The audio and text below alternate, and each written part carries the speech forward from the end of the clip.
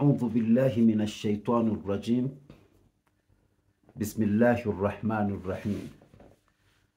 الحمد لله رب العالمين يا رب، والصلاة والسلام على أشرف الأنبياء والمرسلين. أما بعد،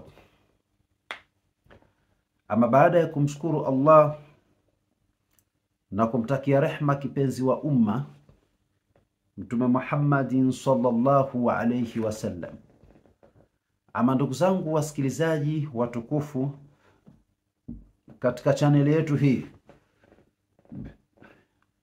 walillahi alhamdu, katika siku hii ya leo hebu twende tukajifunze ilmu ya kwamba waadhibu adui zako usiowajua kwa kutumia sura hizi. Wapo watu wanafanyiwa ubaya na watu wasiowajua. Yaani unajikuta kila siku unaumwa, unalogwa matatizo ya hapa na pale, riziki zinakuwa ngumu, majanga yanakuwa mengi, shida inakuwa kubwa, lakini unakuwa huelewi msababishi wa majanga haya ni nani.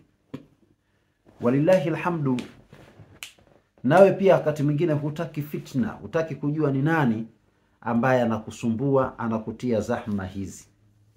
Sasa lakini unatamani anayekuloga na yeye ampate yale ambayo anayokufanyia wewe, kwa sababu kawa na utovu wa nidhamu wa kiasi kikubwa cha mpaka kukuharibia wewe maisha yako bila kuwa na huruma.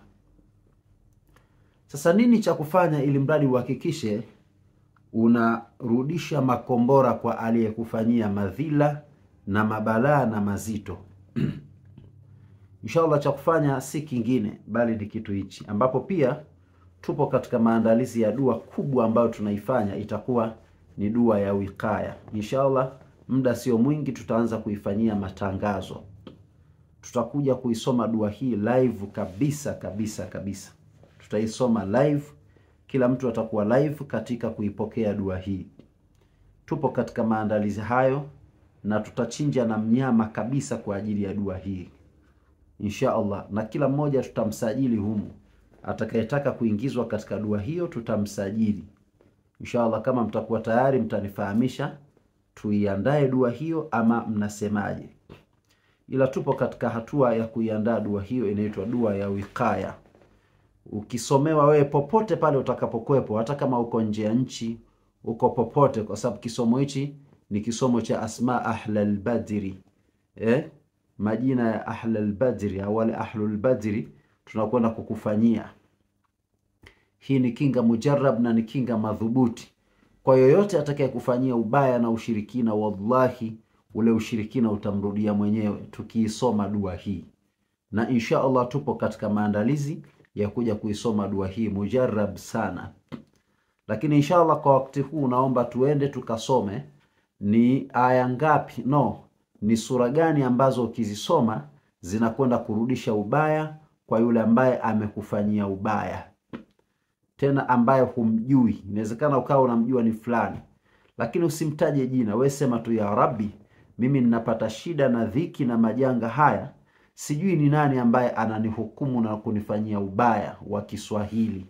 Basi inshallah Mola wangu, na kuomba huu ubaya ambao unaonipata uweze kumrejea huyu ambao ananiletea mimi ubaya huu, na kuhakikishia ndugu yangu utatisha kama njaa. Utakwenda kumuadhibu na unaweza ukashangaa mtu anakuja kukuomba radhi bila kujua umemfanyia kitu gani. Tena ukastaajabu, pengine yule ambaye unamuamini sana ndo yule ambaye pengine anayekufanyia ubaya.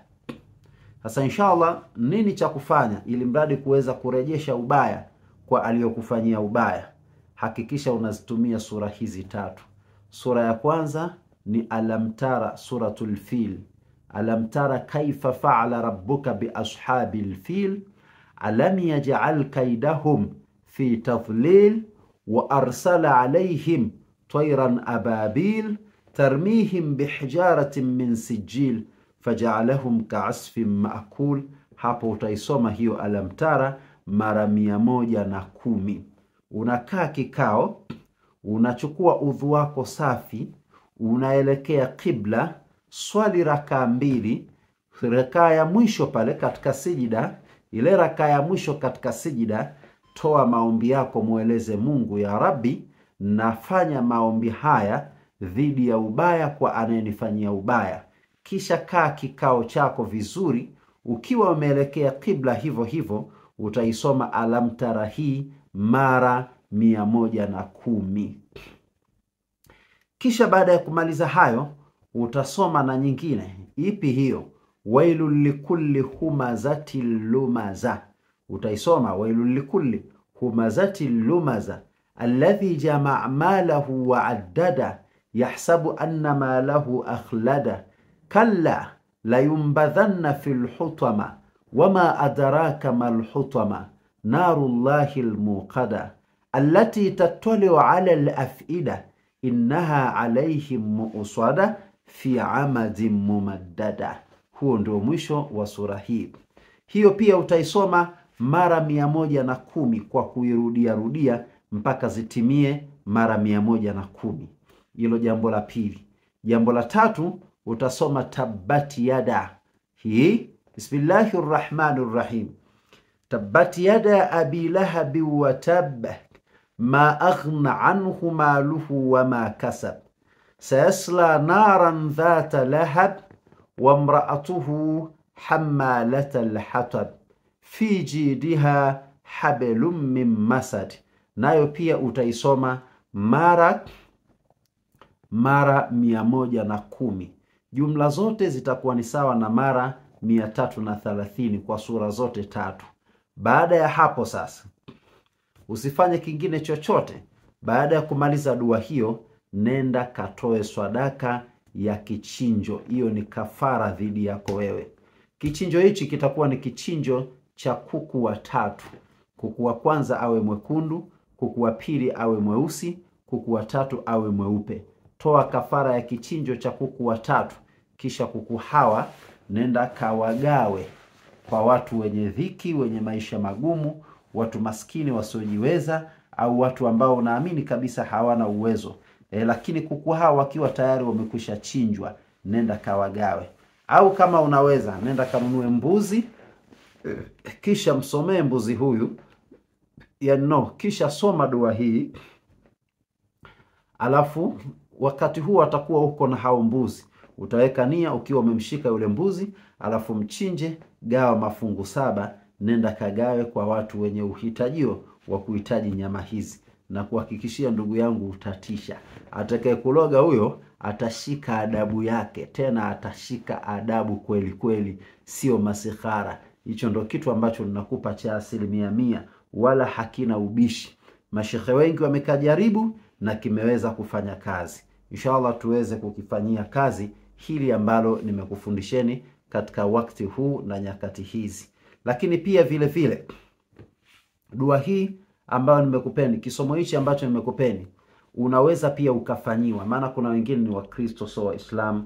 Kama una shekhe nyumbani kwako, jirani yako, mpe klipu hii aisikilize, alafu akufanyie.